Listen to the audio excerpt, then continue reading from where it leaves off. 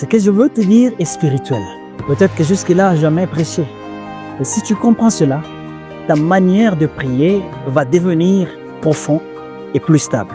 La prière n'informe pas Dieu d'une situation. Nous voyons beaucoup parmi nous, lorsqu'ils prient, ils pensent que lorsqu'ils ont un problème, lorsqu'ils ont une situation qui dérange, il n'y a pas d'issue, ils disent « Tiens, je dois prier pour informer Dieu de ma situation. » Comme pour dire, Dieu ne voit pas qu'il est en train de souffrir, Dieu ne voit pas qu'il est en difficulté, et que prier serait une manière de rappeler à Dieu que Dieu, tu dois intervenir parce que je suis en train de souffrir.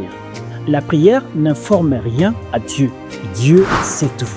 Matthieu chapitre 6 nous dit, vos pères savent quand vous avez besoin de quelque chose, avant même que vous leur demandiez quelque chose, vos pères les savent déjà. La question, si Dieu les sait déjà, alors pourquoi prier? Il faut savoir que la prière n'est pas un transfert d'informations. La prière est un alignement à la volonté de Dieu.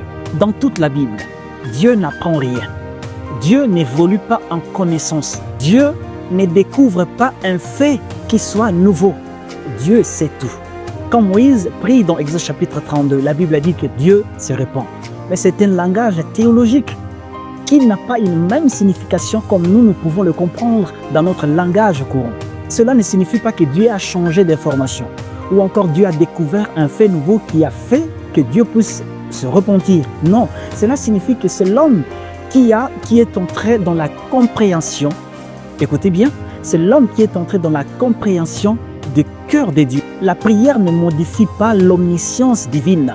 La prière transforme la position intérieure de celui qui prie. Jésus, dans Gethsemane, il dit « Non pas ma volonté, mais la tienne ». Il ne prie pas pour informer les pères de sa situation. Il prie pour s'aligner dans la volonté de Dieu, son Père. L'Église doit comprendre que la prière n'est pas une négociation, que la prière n'est pas une tentative de convaincre Dieu d'agir.